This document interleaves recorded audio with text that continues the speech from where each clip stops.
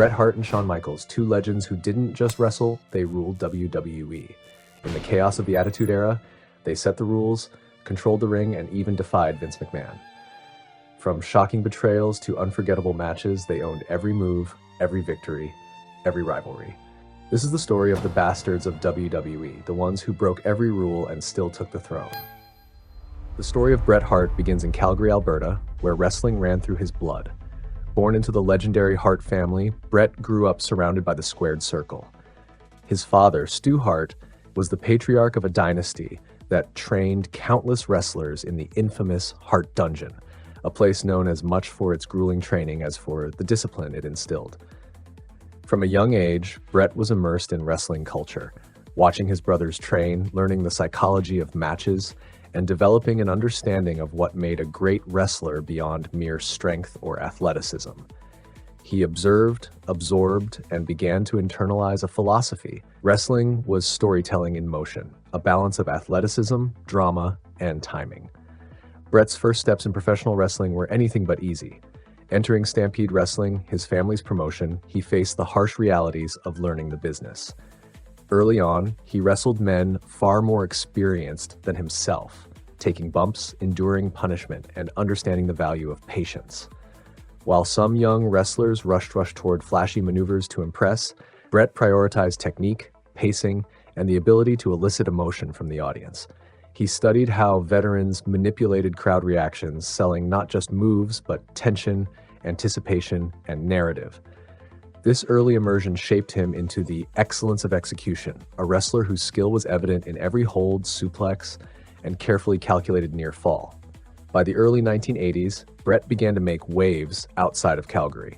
Stampede Wrestling was respected, and Hart's performances caught the attention of national and international promotions.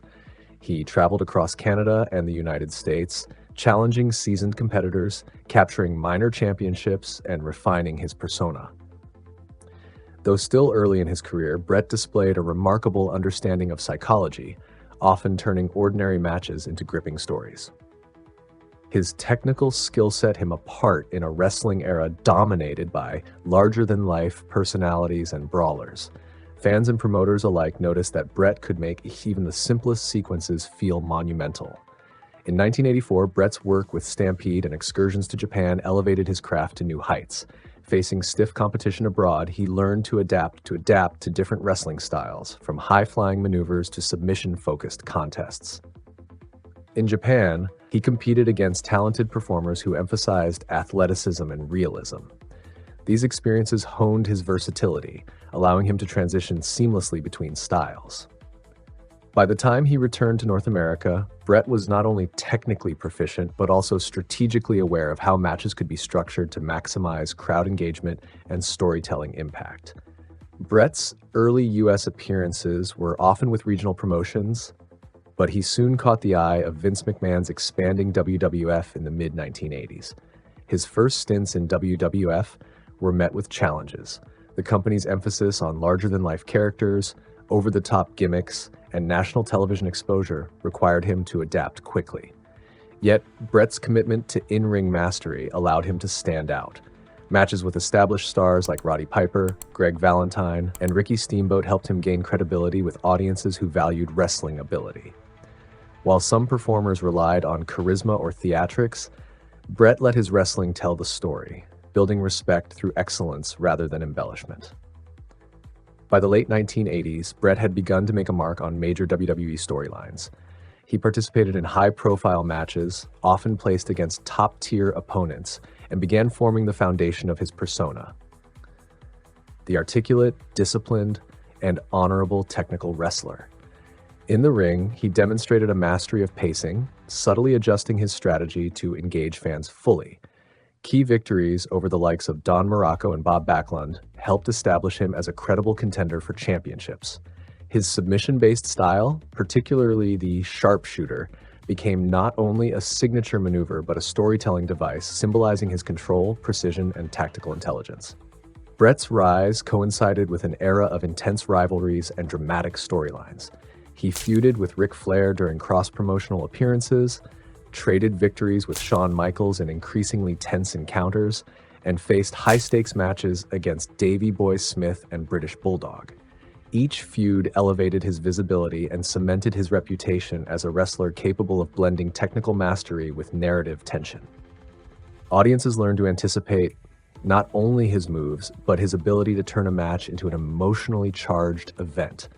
Every armbar, every reversal, every clever counter added layers to his character, reinforcing the idea that Bret Hart was both a performer and a tactician. Championships soon followed. Bret won the WWF Intercontinental Championship in the late 1980s, a title that required both credibility and audience engagement. His reigns over the title featured memorable matches with talents like Mr. Perfect, Honky Tonk Man, and Rick Rude. These contests showcased his ability to mix athletic skill with storytelling. Sequences built suspense, false finishes kept fans on edge, and the sharpshooter provided dramatic climaxes. Bret's dedication to quality matches earned him respect not only from fans but from his peers, who recognized his capacity to elevate every competitor he faced. Throughout this period, Bret also navigated the backstage realities of WWE. Politics, alliances, and tensions were part of the landscape. He learned to negotiate his position, protect his creative input, and maintain professional integrity in an environment often dominated by ego and influence. Conflicts with management, disagreements over match outcomes, and strategic positioning were all part of the business, and Bret approached them with the same tactical mindset he applied in the ring. The seeds of future controversies were sown here. While his in-ring skills were unquestioned, the business side of WWE required constant vigilance, negotiation, and foresight. Bret's relationships with fellow wrestlers were equally important. He formed friendships and rivalries, both of which shaped his career trajectory. His bond with Jim Neidhart and the formation of the Hart Foundation allowed him to explore tag team dynamics, while his intense rivalry with Shawn Michaels pushed him to innovate and adapt. These relationships were crucial for storytelling. They provided context, motivation, and stakes that elevated the matches beyond mere athletic contests. By the early 1990s, Bret Hart was firmly established as a top-tier performer. His matches at major events, including WrestleMania, SummerSlam, and Survivor Series, were highlights of WWE programming. Fans anticipated his technical prowess, his ability to control the narrative, and his meticulous execution. Memorable victories, intense rivalries, and moments of drama solidified his reputation as the Hitman, a performer whose skill, psychology, and dedication made every contest compelling. Bret Hart's ascent to the WWF World Heavyweight Championship was a culmination of years of dedication, precision, and storytelling excellence. By the early 1990s, the Hitman was no longer just a talented technician. He had become a symbol of credibility in professional wrestling. Fans knew that when Bret stepped into the ring, every move had a purpose. Every hold told a story, and every sequence was designed to build tension and emotion. Unlike many of his contemporaries, he didn't rely on sheer size or flamboyance. His power was in the meticulous execution of technique and in the drama he created in each contest. The journey to the top was paved with defining rivalries and high-stakes matches. His feud with Mr. Perfect, Curt Hennig, was more than a clash of styles. It was a chess match in the ring. Hennig was arrogant, precise, and supremely confident, traits that contrasted perfectly with Bret's disciplined and methodical approach. Their matches were showcases of technical wrestling, filled with counters, reversals, and near falls that left audiences on the edge of their seats. Each encounter served as a proving ground for Bret, demonstrating that his skill set could dominate even the most cunning opponents. Bret's storylines weren't limited to singles competition. His time in the Hart Foundation alongside Jim Neidhart emphasized family loyalty, tag team strategy, and the emotional stakes of teamwork. Their matches combined high-octane athleticism with narrative depth. The Hart Foundation's battles against teams like the Nasty Boys and Money Inc. revealed Bret's ability to adapt. He could tell a story not only as a solo performer, but as part of a coordinated unit. These contests often blended technical maneuvers with dramatic flair, highlighting both individual skill and team cohesion, while giving the audience heroes to cheer for and villains to despise. Championship opportunities followed naturally from these performances. Bret's first WWF World Heavyweight Championship win was a defining moment. cementing him as a main event talent. The match itself showcased his mastery of pacing and psychology. He carefully dismantled his opponent, combining submissions, strikes, and counters in a way that emphasized both realism and spectacle. Every sequence escalated tension, building toward moments of near victory that left fans breathless. Winning the title wasn't just a personal triumph, it represented the culmination of years of discipline training, storytelling mastery, and navigating the complexities of professional wrestling. As champion, Bret faced formidable contenders who tested his skills in multiple dimensions. His rivalry with Razor Ramon, Scott Hall, pushed him into confrontations filled with physicality, charisma, and narrative complexity. Their battles combined technical precision with dramatic timing, blending Bret's deliberate style with Ramon's rough-and-tumble, brash approach. Audience reactions became part of the narrative itself, as fans alternately cheered for the underdog and hissed at the manipulative tactics of each competitor. These contests helped to solidify Bret's reputation as a performer capable of elevating anyone he faced. Another cornerstone of his career was the ongoing feud with Shawn Michaels. Their contrasting personalities, Bret's disciplined, serious demeanor against Michaels' flamboyant, unpredictable persona, created a perfect storm of tension. Each match became a study in contrast and character development, with high stakes and personal animosity fueling every pinfall attempt and submission maneuver. Their encounters often featured dramatic near falls and sequences that forced fans to stay glued to the action, highlighting Bret's ability to blend athletic skill with psychological storytelling. Outside the ring, Bret's life in the WWF involved navigating a complex web of backstage politics.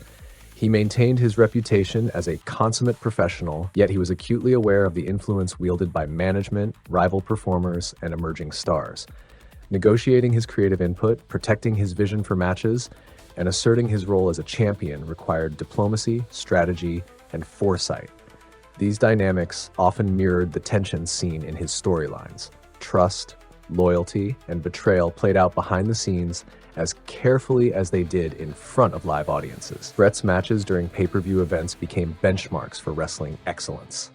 Victories at Survivor Series, Royal Rumble, and SummerSlam weren't merely wins. They were carefully crafted narratives that reinforced his skill, resilience, and dedication. Fans witnessed a wrestler who could control a match from bell to bell, turning moments of high drama into iconic sequences. From perfectly timed reversals to the climactic application of the sharpshooter, each match demonstrated why Bret was considered the technical cornerstone of his generation. While Bret's in-ring success was undeniable, his career was punctuated by moments of controversy and tension. Negotiations over match outcomes, disagreements with fellow performers, and the intricate politics of championship reigns often created friction. Bret was known for advocating for matches that maintained the integrity of his character and elevated the storytelling. These stances sometimes put him at odds with management, highlighting the delicate balance between performer vision and corporate strategy. His insistence on high-quality performances occasionally led to disputes, yet it also reinforced his reputation as a serious professional who valued wrestling artistry above shortcuts or gimmicks. During this period, Bret's influence extended beyond match outcomes. He became a role model for younger talent, demonstrating the importance of technical mastery, match psychology, and preparation. Wrestlers entering the company observed how he meticulously studied opponents, rehearsed sequences, and adjusted pacing to maximize audience engagement. Bret's attention to detail became a template for others, establishing standards that shaped the next generation of performers. Championship victories, high-profile feuds, and memorable moments created an aura of invincibility around Bret Hart. Fans respected his in-ring intelligence while his peers admired his dedication. By the mid-1990s, Bret Hart had become a symbol of wrestling excellence, a performer whose matches were celebrated not only for athleticism, but for narrative sophistication. His journey through rivalries, technical mastery, and narrative brilliance set the stage for the dramatic, controversial events that would soon define the next chapter of his career. The foundation was laid, not only for in-ring success, but for the heartbreak and scandal that would come to define one of the most infamous moments in wrestling history, creating tension that transcended the sport itself. By 1996, Bret Hart had firmly established himself as one of the WWF's most respected and skilled performers. Every match he wrestled carried weight, whether it was a title defense, a pay-per-view main event, or a televised rivalry. His technical prowess and storytelling ability made him a cornerstone of the company, but the stakes were higher than ever.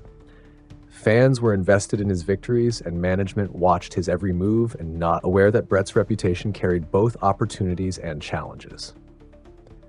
One of the defining aspects of Bret's career during this period was his approach to title defenses.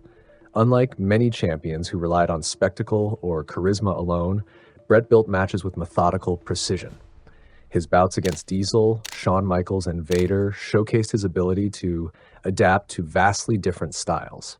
Diesel's power and imposing presence contrasted with Bret's technical finesse, resulting in matches where psychology and strategy determined the outcome.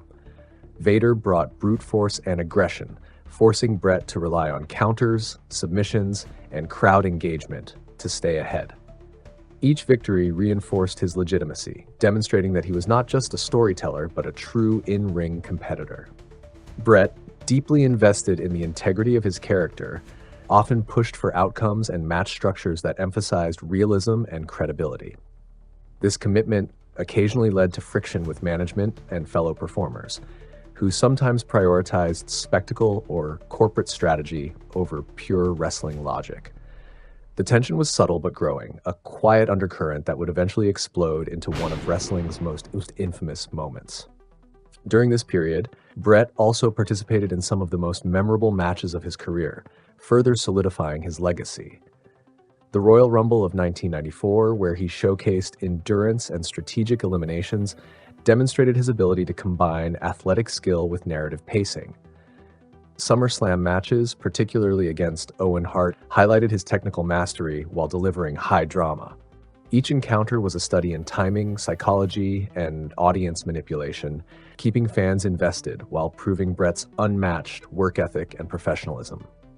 In addition to his in-ring success, Bret was acutely aware of the business realities of professional wrestling.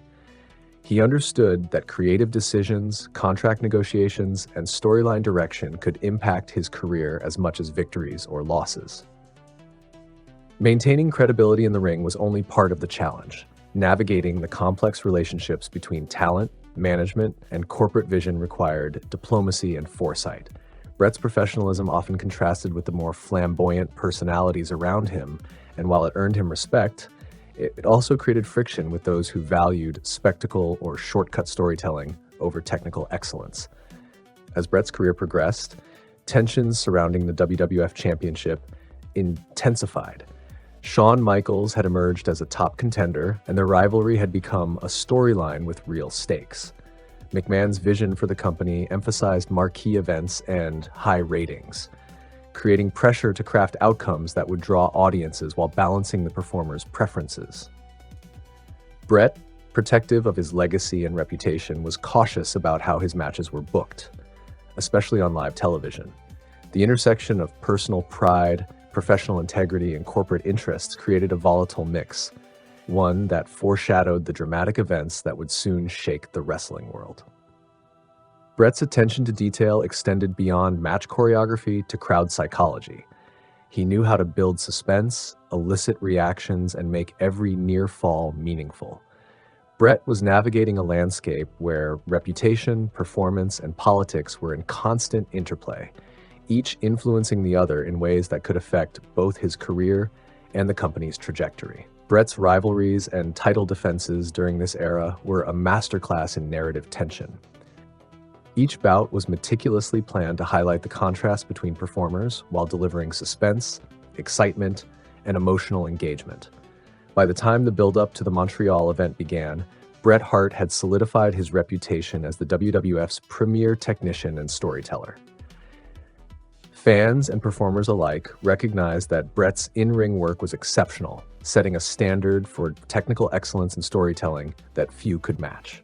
However, the combination of corporate pressure, personal pride, and creative disagreements created a precarious situation. The stage was being set for a confrontation that would not only challenge Bret's professional authority, but would also expose the fragility of trust in a business built on scripted outcomes and backstage politics.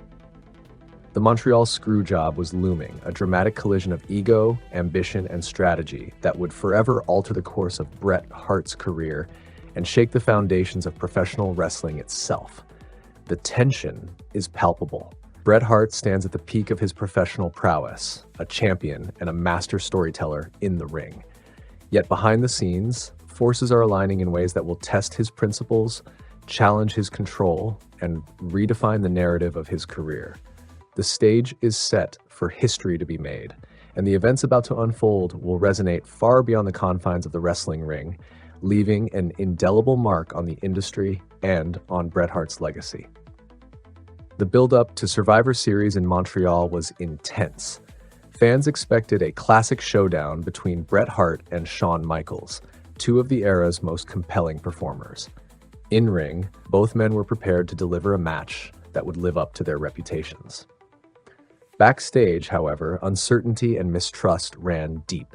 Bret had requested to retain the title or drop it in a way that preserved his legacy, particularly in Canada, where he was an adored national hero.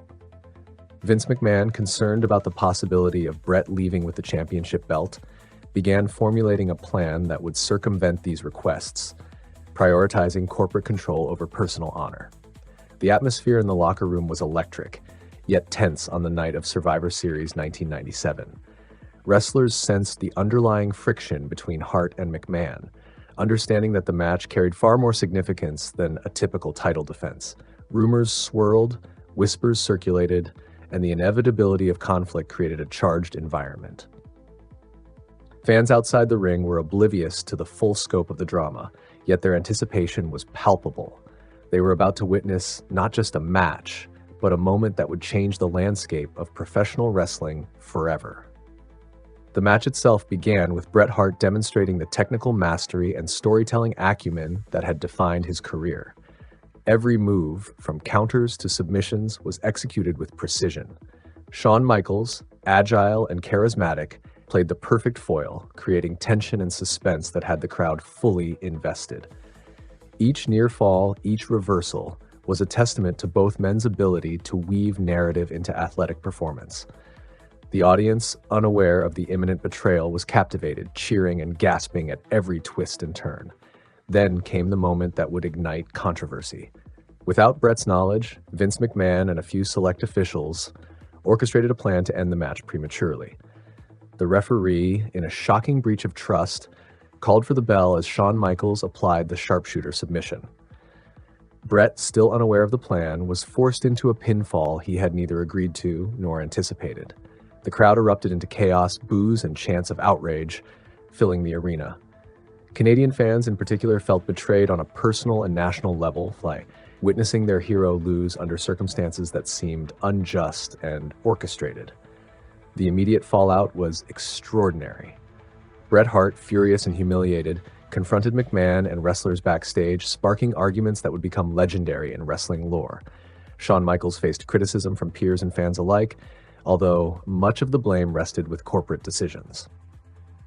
The Montreal Screwjob became a defining moment, not only for the performers involved, but for the WWF as a whole, highlighting the tension between scripted entertainment and real-world contracts, ego, and business strategy. Media coverage quickly amplified the story. Wrestling magazines, television segments, and later documentaries explored every angle, dissecting motives, actions, and consequences. Bret's reputation as a dedicated, principled performer was solidified in the eyes of fans who sympathized with his plight. Vince McMahon's role as both promoter and antagonist became a polarizing topic, simultaneously criticized and praised for decisive, albeit controversial, action. The event blurred the lines between scripted drama and real-life conflict, leaving a permanent mark on the industry's history. Beyond the immediate controversy, the Montreal Screwjob reshaped backstage dynamics. Wrestlers became more cautious in contract negotiations, understanding that trust could be compromised even among colleagues. Vince McMahon's influence as a promoter expanded, but at the cost of lingering resentment among performers. Bret Hart's departure to WCW marked the end of an era, leaving a void in the WWF that would later be filled by the rise of new stars like Stone Cold Steve Austin and The Rock. The repercussions of Montreal were felt for years, influencing storytelling, contract policies, and audience perception of wrestler-promoter relationships. Bret's legacy, however, endured. Despite the humiliation, his in-ring accomplishments and professionalism remained untarnished. Matches against Shawn Michaels, Diesel, and other contemporaries continued to be studied as examples of technical and narrative excellence. His influence extended beyond titles and championships. Younger wrestlers cited his work ethic, psychology, and commitment to storytelling as benchmarks for success. Fans, particularly those in Canada, continued to revere him as a hero who stood for integrity in a world rife with manipulation and spectacle. The emotional impact on Bret was profound. The Screwjob, while historically significant, was a personal betrayal. It forced him to reevaluate his approach to wrestling, contracts, and relationships within the industry. The trust he had placed in colleagues and management was shaken, affecting not only his career trajectory, but also his perspective on professional loyalty and the business's inherent volatility.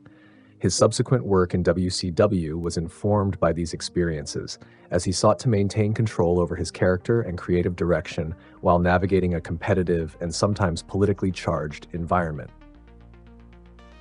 In addition to the Montreal Screwjob, this period also included notable feuds and title opportunities that highlighted Bret's enduring skill. His matches with Steve Austin, Ric Flair, and other WCW stars demonstrated that, even outside the WWF, he could command attention and deliver compelling narratives. These bouts, while sometimes overshadowed by the controversy of Montreal, reinforced his technical excellence and storytelling mastery, proving that his reputation as the excellence of execution was well-earned. The Montreal Screwjob also catalyzed a cultural shift within professional wrestling. Fans became increasingly aware of the backstage machinations, contracts, and political maneuvering influence what they saw on television. The event blurred the line between kayfabe and reality, creating a new layer of engagement and speculation. It changed the way audiences interacted with storylines, making them more critical, more invested, and more emotionally connected to both the characters and the real individuals behind them. The legacy of the Montreal Screwjob looms large. It was not merely a controversial finish to a title match. It was a pivotal moment that reshaped careers, redefined corporate control, and influenced fan perception forever.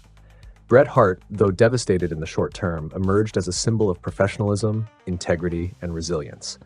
Vince McMahon, while vilified by some, solidified his reputation as a promoter willing to make bold, decisive, and sometimes ruthless choices. The ripple effects of that night extended far beyond Montreal, leaving an indelible mark on the landscape of professional wrestling. After the tumultuous events of the Montreal Screwjob and his subsequent departure from the WWF, Bret Hart faced the challenge of redefining his career and legacy. While WCW offered him creative control and new opportunities, it was clear that the shadow of the Screwjob would follow him for years. Fans and critics alike debated what could have been had he stayed in WWF under different circumstances. Yet, despite the setbacks, Bret's influence and reputation in professional wrestling remained undeniable. Hart's tenure in WCW was marked by both triumphs and frustrations. He captured the WCW World Heavyweight Championship multiple times, showcasing that his in-ring ability had not diminished. Matches against Ric Flair, Sting, and Goldberg demonstrated that he could still deliver technical excellence while adapting to a new audience and style. However, the politics and backstage maneuvering in WCW often mirrored what he had experienced in WWF, leading to creative frustrations and missed opportunities.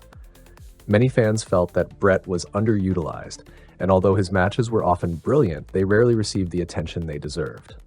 Beyond titles and championships, Bret Hart's career became a study in resilience. He endured injuries that would have sidelined lesser performers, including a severe concussion and a career-threatening stroke later in life. Despite these physical and emotional challenges, Hart remained dedicated to the craft of wrestling, teaching younger talent, making appearances at conventions, and sharing his knowledge in interviews and documentaries. His commitment to preserving the art and psychology of wrestling reinforced his status as one of the sport's most respected figures. Bret Hart's eventual return to WWE in 2010, the ceremony hosted by none other than Shawn Michaels, represented a reconciliation not only between the two men, but also between Hart and the company he had once left under bitter circumstances. Fans watched as Hart walked down memory lane, reliving iconic moments from his career and acknowledging the impact he had on the industry. The Hall of Fame induction was more than an honor. It was a recognition of a lifetime of dedication, sacrifice, and excellence. In retirement, Hart embraced a reflective role, focusing on his family, health, and personal projects. He authored books that chronicled his journey, providing insights into the highs and lows of his career, the Montreal Screwjob, and the wrestling business in general. These works offered fans a rare glimpse behind the curtain, highlighting the challenges, politics, and emotional toll of life as a professional wrestler. Hart's candor and honesty in recounting his experiences further endeared him to fans and solidified his place in wrestling history. Despite the passage of time, Bret Hart's influence continues to resonate within the wrestling world. Wrestlers across generations cite his technical mastery, storytelling ability, and ring psychology as critical lessons for success. The principles he championed, respect for the craft, attention to detail, and dedication to narrative, remain foundational for performers aspiring to reach the top of the industry. Hart's legacy is not just measured by titles or accolades, but by the countless wrestlers who have been inspired by his work and philosophy. While Hart achieved recognition and respect, the shadow of controversy and corporate power never fully dissipated. Vince McMahon's Triple H-dominated era and the rise of newer generations sometimes overshadowed the contributions of past stars. Bret Hart, despite being a legend, often reflected on how business politics, backstage decisions, and shifting audience tastes influenced the perception of his career. For younger fans, the nuances of Hart's legacy might be less visible, replaced by modern stars and storylines. Yet, those who lived through his era remember him vividly as the man who brought precision, heart, and honor to every match. The narrative of Bret Hart's career is also a cautionary tale about the intersection of talent and corporate control. The Montreal Screwjob, while sensational and memorable, exemplified the risks performers take when contracts, egos, and business strategy collide. Hart's story illustrates that even the most talented and dedicated athlete can be affected by decisions beyond their control. The incident remains a benchmark in wrestling history, studied and debated by fans, historians, and performers alike, symbolizing both betrayal and resilience.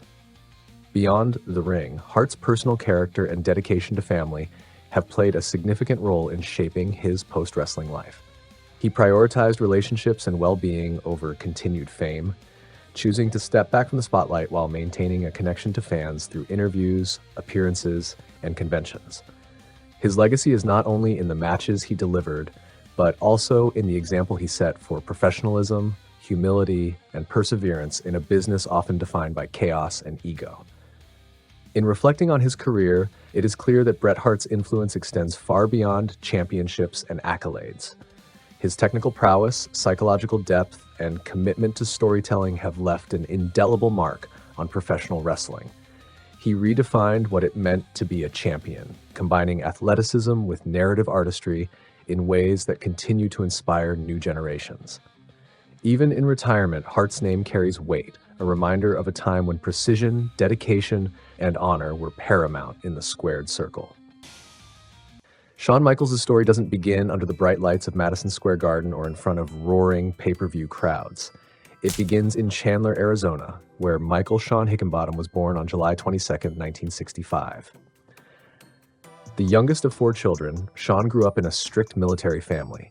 His father, a colonel in the Air Force, instilled discipline, but Shawn never quite fit the mold of his siblings. Unlike them, he wasn't drawn to the structured life of military duty.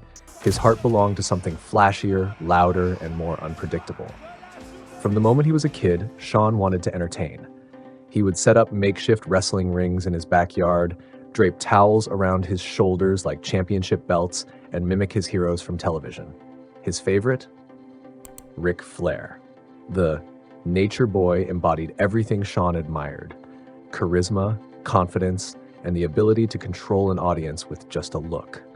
By the time he was in high school in San Antonio, Texas, Shawn's athletic ability was obvious. He was a standout linebacker on the football team, But even with his talent on the field, he never felt football was his true calling. His eyes were locked on professional wrestling. After graduating, Shawn made a bold choice that would shape the rest of his life. He enrolled at Southwest Texas State University, but only briefly. College life couldn't hold him. Instead, he pursued wrestling, a decision that set him on the path to one of the most storied careers in WWE history. Shawn trained under Jose Lothario, a respected veteran who saw raw potential in the young man. Lothario was tough, old school, and demanded respect for the craft, something Shawn would later admit he didn't fully appreciate until years later. Still, the lessons stuck. Lothario polished Shawn's fundamentals, taught him how to sell a move, and drilled into him the importance of timing and psychology in the ring. More importantly, Lothario gave him confidence, the belief that he could not only wrestle but also become a star. At just 19, Shawn made his professional debut in 1984 with the National Wrestling Alliance's affiliate Mid-South Wrestling. He wrestled under his real name, Michael Hickenbottom, but soon realized it wasn't exactly a marketable ring name. He switched to Shawn Michaels, a decision that would later become iconic. His early days on the independent circuit were grueling. Long car rides, small crowds, and tiny paychecks defined his life. He would wrestle multiple times a week, sometimes twice in one day, all while living out of motels. Yet even then, people noticed something different about him. He wasn't just another young wrestler trying to get by. Shawn had a natural showman's flair. He connected with audiences instantly, even in smoky bingo halls. He wasn't the biggest, he wasn't the strongest, but he had something that couldn't be taught: presence. By 1985, Shawn's reputation caught the attention of Mid-South Wrestling and eventually the American Wrestling Association, AWA, where he would meet the man who would change his career forever, Marty Jannetty. Together they formed a tag team that oozed charisma and athleticism, the Midnight Rockers. Their style was revolutionary for the time. Fast-paced, high-flying, full of energy. They weren't the plodding heavyweights fans were used to. They were innovators, bringing a new excitement to tag team wrestling. Their chemistry was undeniable, both inside and outside the ring. The Midnight Rockers quickly made a name for themselves in the AWA, competing against teams like Doug Summers and Buddy Rose in matches that pushed the boundaries of what tag team wrestling could be. Their bouts weren't just fights, they were spectacles. Fans cheered wildly for their daring double-team moves and never-say-die attitude. For Shawn, this was validation. He wasn't just another young wrestler, he was carving a place for himself in the industry. In 1987, the team received the biggest break of their careers. They were signed by the World Wrestling Federation. Vince McMahon, always on the lookout for young, marketable talent, saw star potential in the duo. But their first run in the WWF was short-lived and chaotic. After just 2 weeks, Shawn and Marty were released due to backstage issues. According to stories, they had a reputation for partying too hard, something that didn't sit well with management. The Rockers were gone before they even had a chance to debut on television. Undeterred, they returned to the AWA, polished their craft even more, and continued to build their reputation as one of the best tag teams in the business. The setback only fueled Shawn's determination. He wasn't going to let one mistake define him. In 1988, the WWF came calling again, and this time, the Rockers stuck. Debuting in a time when tag team wrestling was stacked with talent, the Hart Foundation, the British Bulldogs, Demolition, the Rockers quickly proved they could hang with the best. Their matches were fast-paced, exciting, and often stole the show, even if they weren't always given top billing. For Shawn, these years with Marty Jannetty were crucial. He learned how to work the WWF schedule, how to adapt to bigger crowds, and how to connect with an audience on a grand scale. But more importantly, he began to outgrow the partnership. While the Rockers were beloved, insiders noticed Shawn had something extra, a spark, an arrogance, and a magnetism that suggested he was destined for more than just tag team glory. Vince McMahon noticed it too. Behind the scenes, Shawn was quietly building relationships that would shape his career. He became close with people like Kevin Nash, Scott Hall, and later Triple H, relationships that would form the foundation of The Clique, one of the most influential backstage groups in wrestling history. At this point, though, he was still just one half of the Rockers. a young talent with potential, waiting for the moment to break out. By the early 90s, that moment was fast approaching. The seeds of tension between Shawn and Marty were being planted. In January 1992, on Brutus Beefcake's barbershop, the world watched the end of the Rockers. What seemed like a reconciliation turned into betrayal.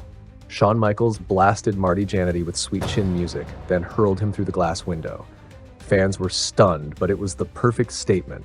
Shawn no longer needed a partner. From that shocking moment, the Heartbreak Kid was born, and his path to singles superstardom officially began. In 1992, the WWF began pushing Shawn more prominently in singles competition. One of his early defining moments was his feud with Rick Martel over the Intercontinental Championship. Shawn's pursuit of the title wasn't just about belts. It was about proving he belonged in the upper echelon of the company. Each match demonstrated his ability to tell a story in the ring, whether it was selling an injury or executing a perfectly timed high-flying maneuver. Fans were drawn to his confidence, his swagger, and the way he could switch from fan favorite to cocky, brash heel in a single promo. In January 1992, Shawn Michaels captured his first Intercontinental Championship, defeating the British Bulldog in San Antonio. Fresh off the shocking barbershop betrayal, this victory announced to the world that the Heartbreak Kid was now a singles star. Fans remember his ladder match against Razor Ramon at WrestleMania 10. Not just for the spectacle, but for the athletic innovation it brought to WWE programming. This match set a new standard for what could be achieved in high-stakes bouts, blending risk, drama, and crowd engagement in ways that would influence generations of wrestlers. Simultaneously, Shawn's relationships backstage grew more complex. His rise in the company coincided with clashes with management and other wrestlers who felt threatened by his rapid ascent. Known for his perfectionism, Shawn was meticulous about match planning, promos, and ring psychology. While this earned him respect from many, it also fueled tension with others who interpreted his dedication as arrogance. Shawn's commitment to his craft was unwavering, but it came at a personal cost. Strains in friendships, disagreements in locker rooms, and the pressure of maintaining his image. By 1994, Shawn Michaels had reached the peak of his early singles run. His Intercontinental Championship reigns were marked by matches that are still celebrated today for their storytelling and innovation. He had mastered the art of blending technical skill with theatrical flair, making even routine matches feel important. Fans were captivated by his performances, whether he was executing a signature flying elbow drop or cutting a promo that drew boos and cheers in equal measure. Shawn's ability to command attention without dominating physically set him apart from many contemporaries, and management recognized that he was ready for main event status. However, the mid-1990s weren't without setbacks. Shawn faced minor injuries and the constant physical toll of high-intensity matches. His body, pushed to the limits, demanded careful management. At the same time, the industry was evolving rapidly. The WWF was facing competition, shifts in audience demographics, and the need to develop stars who could carry pay-per-views. Shawn, with his combination of charisma and skill, became a key figure in this transition. He represented a new generation of wrestlers, athletic, marketable, and able to carry a storyline both inside and outside the ring. By late 1994, Shawn Michaels' singles run had reached critical acclaim. Critics and fans alike recognized his unique blend of talent and showmanship. His feud with Diesel for the Intercontinental Championship and subsequent matches against Bret Hart solidified his reputation as a main event caliber performer. Shawn had transitioned from promising young talent to cornerstone of WWF programming, capable of delivering in high-pressure situations and engaging audiences on multiple levels. The stage was set for his next evolution. The lessons from his early career, the discipline learned from his training, the chemistry developed with the Rockers, the relationships formed with the clique, combined with his natural charisma and work ethic, positioned Shawn Michaels to become one of the most influential and memorable wrestlers of the 1990s. The foundation laid during this period would carry him into feuds, title runs, and moments that defined the Attitude Era, setting the tone for a career that would eventually earn him the nickname Mr. WrestleMania. By 1995, Shawn Michaels had transitioned fully from rising star to one of WWF's premier talents. Fans had watched him grow from a tag team standout into a performer with undeniable charisma, and the time had come for him to prove he could carry the company on his shoulders. The world saw that shift at WrestleMania 11 on April 2nd, 1995, when Shawn entered the Hartford Civic Center in Connecticut to challenge Diesel for the WWF Championship. The atmosphere inside the arena was electric. Fans anticipated a clash between Diesel's brute strength and Shawn's agility and speed. Accompanied by Pamela Anderson, who added a celebrity sheen to his entrance, Michaels exuded confidence, charisma, and the kind of magnetism that drew both cheers and jeers. Every movement, from his strut to his ring gestures, that was designed to captivate the audience. The match itself was a showcase of contrasting styles. Diesel used his power advantage to dominate the early moments, tossing Shawn across the ring with spine-jarring moves. Michaels, however, relied on his speed, counterattacks, and strategic dodges to keep Diesel off balance. Each signature move, the flying elbow, the kip-up, the high-risk leaps, drew wild reactions from the crowd. The commentary team emphasized Shawn's precision and showmanship, calling attention to his ability to connect with fans even when the odds were stacked against him. Despite ultimately losing the match, the performance solidified Shawn as a main event talent. Critics praised his storytelling inside the ring, noting how he made Diesel look unstoppable while simultaneously elevating himself in the eyes of viewers. By the final bell, it was clear Michaels had transcended the mid-card label and was poised for a historic singles career. Momentum carried him into 1996, where the stage was set for his career-defining moment. At WrestleMania 12 on March 31st, 1996, in Anaheim, California, Shawn challenged Bret Hart in an Iron Man match for the WWF Championship, a contest that would go down in history as one of the greatest matches ever. The stipulation called for 60 minutes of wrestling, with the most falls determining the victor, a test of stamina, skill, and mental toughness. From the opening bell, the pace was relentless. Michaels and Hart exchanged holds, counters, and high-impact maneuvers, each trying to gain the upper hand. Shawn's aerial offense, combined with Hart's technical mastery, created a breathtaking chess match that had the Anaheim Pond fans on the edge of their seats. For 60 grueling minutes, neither competitor scored a fall, creating mounting tension in the arena. The crowd's anticipation grew with each near fall, each reversal, and each daring risk.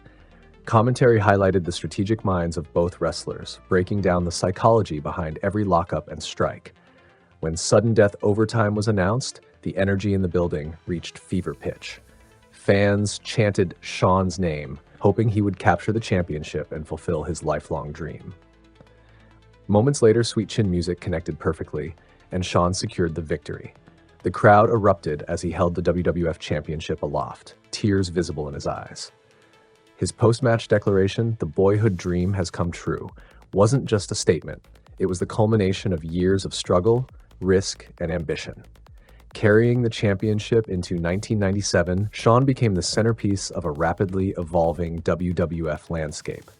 That year witnessed the formation of D-Generation X, a faction he co-founded with Triple H, Chyna, and later Rick Rude. DX quickly became synonymous with rebellion, irreverence, and attitude, capturing the spirit of a company ready to redefine itself. Debuting officially in the fall of 1997, DX disrupted traditional wrestling norms, with Michaels leading the charge. Their antics, including crotch chops, risque promos, and bold confrontations with authority figures, shocked audiences weekly. Michaels' charisma and timing made DX not just a faction, but a cultural phenomenon. The group's energy, chemistry, and willingness to push boundaries drew attention away from competitors, influencing the style and tone of WWF programming and setting a precedent for future stables. The faction's rise coincided with one of wrestling's most notorious controversies, the Montreal Screwjob at Survivor Series on November 9, 1997. While the match itself was dramatic, the subsequent fallout magnified Shawn's prominence. Backstage tension and fan outrage surrounded his involvement, as many perceived him as a key participant in a controversial finish that altered Bret Hart's WWF exit. Michaels walked out as champion, yet the reaction was mixed. Some fans admired his opportunism, while others criticized the ethics behind the moment. The incident cemented his role not just as a performer, but as a central figure in shaping WWF's narrative, both in storylines and in real-world backstage dynamics. Before Shawn's career took another dramatic turn, there was one moment I almost forgot to mention: the iconic Lost My Smile promo in February 1998. On Monday Night Raw, this occurred just months before the infamous Montreal Screwjob. Shawn appeared in the ring and announced he was vacating the WWF Championship due to a lingering knee injury, offering fans a rare glimpse of vulnerability beneath the confident persona of the Heartbreak Kid. Just weeks prior, Shawn had competed in the Royal Rumble on January 18, 1998, facing The Undertaker in a casket match that tested both endurance and ingenuity. From the opening bell, it was evident Shawn was wrestling under the shadow of his chronic back injury. Early in the match, Undertaker launched a series of strikes, forcing Shawn to rely on counters and technical precision rather than brute force.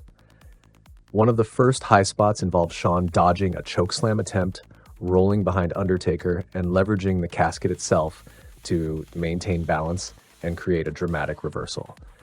The audience erupted at each close call, sensing the high stakes and physical danger present in the ring. Midway through the contest, Shawn executed a sequence of rope-assisted maneuvers, each designed to keep the match visually dynamic while minimizing stress on his back. He utilized springboards and quick strikes, drawing gasps from the crowd as he combined athleticism with calculated caution. One pivotal moment occurred when Undertaker lifted Shawn and slammed him against the casket lid. The collision intensified his back pain, yet Michaels recovered quickly, selling the impact convincingly and maintaining the match's dramatic tension. Every near fall and rebound was orchestrated to emphasize storytelling, not just athletic prowess, highlighting Shawn's innate ability to balance spectacle with safety. As the match progressed, Shawn's strategic thinking became evident. He baited Undertaker into risky maneuvers, creating opportunities for counterattacks and sustaining audience engagement.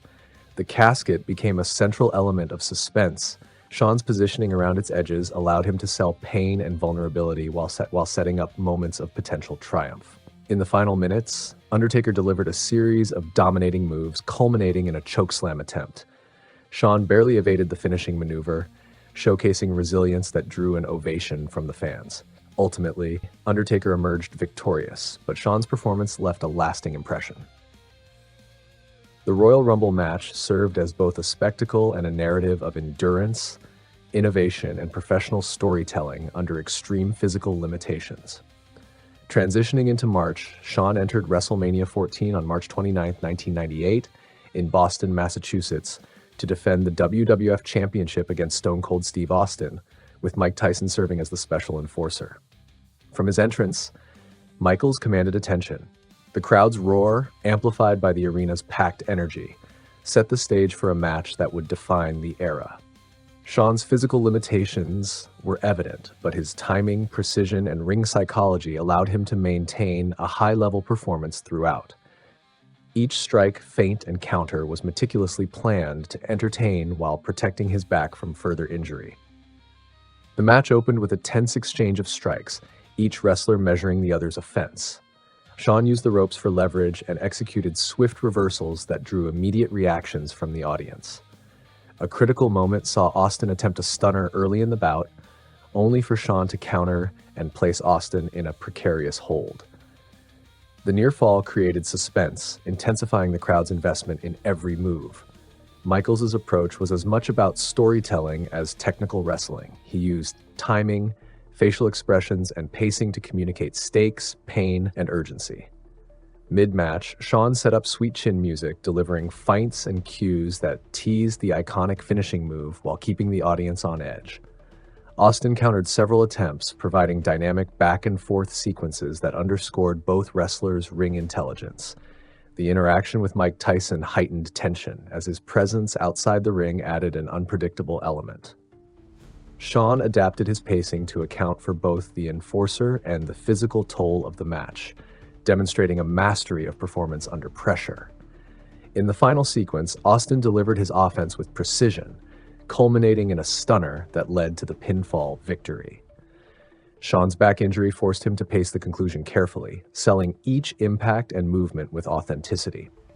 Tyson's post-match knockout added an iconic spectacle, cementing WrestleMania 14 as a defining moment in professional wrestling.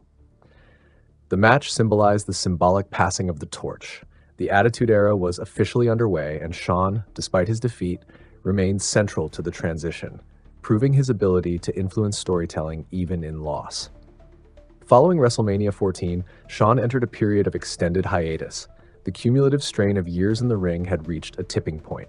Surgeries, rehabilitation, and rigorous physical therapy became necessary to restore mobility and address chronic back issues. Alongside physical recovery, Shawn confronted personal struggles. Alcohol and substance abuse had become challenges, amplified by the mental stress of his career and public scrutiny. These months demanded as much psychological endurance as physical, requiring reflection on past choices, career trajectory, and the toll of life in the spotlight. Even in absence, Shawn's impact remained evident. Fans revisited highlights like the Iron Man match against Bret Hart and his main event WrestleMania performances, appreciating his unique blend of charisma, technical skill, and storytelling. Colleagues frequently cited his creativity, innovation, and dedication as benchmarks for professional excellence. His hiatus highlighted the fragility of even the most celebrated careers, emphasizing that the Heartbreak Kid's return would be both eagerly anticipated and profoundly meaningful. By the end of 1998, Shawn Michaels had experienced a rare convergence of triumph and vulnerability. He had delivered two of the most memorable matches of the decade, provided the industry with the Lost My Smile moment that revealed his humanity, and achieved unparalleled influence within WWF storytelling. At the same time, injuries and personal struggles necessitated reflection and recovery. The juxtaposition of extraordinary professional achievement and near career-ending adversity defined this chapter of his life, establishing the foundation for the next phase, a triumphant return that would reaffirm his place as one of wrestling's all-time greats. After 4 years away from the ring, Shawn Michaels' return to professional wrestling was as dramatic as any of his in-ring moments. The hiatus from 1998 to 2002 had been forced by lingering back injuries and compounded by personal demons, including a well-documented struggle with alcohol abuse. Fans had long speculated if they would ever see the Heartbreak Kid perform again, but on August 25, 2002, at SummerSlam, Shawn returned in a street fight against Triple H. The arena erupted as the lights hit, signaling the return of one of wrestling's brightest stars. Despite years away, his movements were precise, his timing impeccable, and his charisma as magnetic as ever. Shawn's comeback wasn't merely physical, it was deeply personal. Years of addiction had threatened not only his career but his life. During his time away, Michaels sought treatment and confronted the destructive habits that had held him back. The path to sobriety wasn't easy. He openly admitted that alcohol had clouded judgment, affected relationships, and limited his ability to perform at peak levels. Rehabilitation and spiritual growth played crucial roles in rebuilding his discipline. By the time he returned to the WWF stage, Shawn was not only physically ready but mentally focused, determined to reclaim his place among the sport's elite. The first major post-comeback WrestleMania for Shawn came at WrestleMania 19 on March 30, 2003, where he faced Chris Jericho. The match was an instant classic, showcasing Michaels' combination of aerial agility and precise technical wrestling. Every maneuver was executed with intensity. Every counter highlighted his ring intelligence, and the storytelling elevated the entire card. The fans'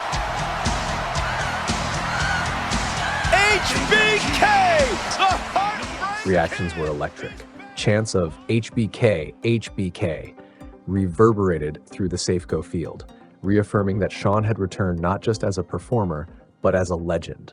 The match also underscored his ability to work seamlessly with a new generation of talent, proving his influence extended beyond his peers. 2 years later, at WrestleMania 21 on April 3, 2005, Shawn faced Kurt Angle. This match was a testament to experience meeting raw athleticism. Angle's technical mastery complemented Michaels' storytelling, producing a match praised for its pacing, psychology, and near-fall sequences. Every move, from Michaels's signature sweet chin music to Angle's angle slam attempts, created suspense that held the audience captive. Commentary highlighted the nuances of in-ring psychology, emphasizing Michaels' ability to make each hold and strike carry narrative weight. Post-match, critics hailed the encounter as one of the finest in modern wrestling, and fans continued to chant Michaels' name long after leaving the arena. By 2008, Shawn Michaels had established himself not only as a veteran main eventer, but as a storyteller capable of producing deeply emotional matches. At WrestleMania 24 on March 30th, 2008, he faced Ric Flair in what would be Flair's final WWE match. The narrative was cinematic. Michaels played the role of respectful adversary while telling the story of a legend's farewell. Each signature move, from flying elbows to sharp counters, was timed to maximize drama. The sweet chin music delivered to Flair at the end of the match was both a nod to Michaels' legacy and a symbolic passing of the torch. Fans were visibly moved, many applauding and some tearing up as Flair said his farewell. This match highlighted Michaels' growth not only as a performer, but as a storyteller who could convey emotion beyond mere athleticism. Shawn's career-defining redemption arc culminated in his back-to-back WrestleMania 25 and 26 matches against The Undertaker, April 5th, 2009, and March 28th, 2010, respectively. The first encounter was praised as one of the greatest matches in history, blending high-risk maneuvers with intricate storytelling. Every near fall, every counter, and each sequence of sweet chin music created tension that had fans on the edge of their seats. The second match at WrestleMania 26 served as Shawn's final bout. He approached it with a mix of reverence and intensity, aware of his physical limitations but determined to leave a lasting mark. The final moments, including the dramatic sweet chin music that concluded the match, solidified his retirement and left an indelible impression on the wrestling world. During this era, Michaels also reclaimed championships, proving he could still perform at elite levels. His WWE Championship and Intercontinental Championship reigns post-return reaffirmed his standing among the top tier of wrestling talent. His in-ring style, adapted to accommodate his back, still incorporated signature maneuvers, high-impact spots, and storytelling that had become his trademark. Fans were reminded that, despite years away and personal struggles, Shawn Michaels remained a force capable of main eventing and drawing audiences like few others. Shawn's contributions extended beyond championships and matches. His leadership, mentorship, and influence on younger talent became increasingly evident. He worked closely with rising stars, demonstrating the psychology and pacing required for high-profile matches. Many of today's top performers credit Michaels with teaching them how to connect emotionally with an audience, adapt to unexpected situations, and elevate the drama of a contest. His influence ensured that his legacy extended beyond his own career, shaping wrestling for decades to come. Recognition of Shawn's impact came through multiple Hall of Fame inductions. In 2011, he was inducted individually, honoring his accomplishments, matches, and influence. Later, in 2019, D-Generation X was inducted, cementing the faction's cultural significance and Michaels' role in reshaping the Attitude Era. These honors reflected both in-ring excellence and broader contributions to professional wrestling, reinforcing his status as one of the greatest performers of all time. The closing reflection on Shawn Michaels' career emphasizes a journey of triumph, struggle, and redemption. From near career-ending injuries and battles with alcohol, to surprise returns and career-defining WrestleMania matches, his story embodies resilience. The Heartbreak Kid went from forced retirement to legendary status, proving that perseverance, focus, and passion can overcome even the darkest periods. Shawn Michaels is remembered not only as a masterful in-ring performer, but as a man who faced his demons, reclaimed his life, and left a permanent mark on professional wrestling.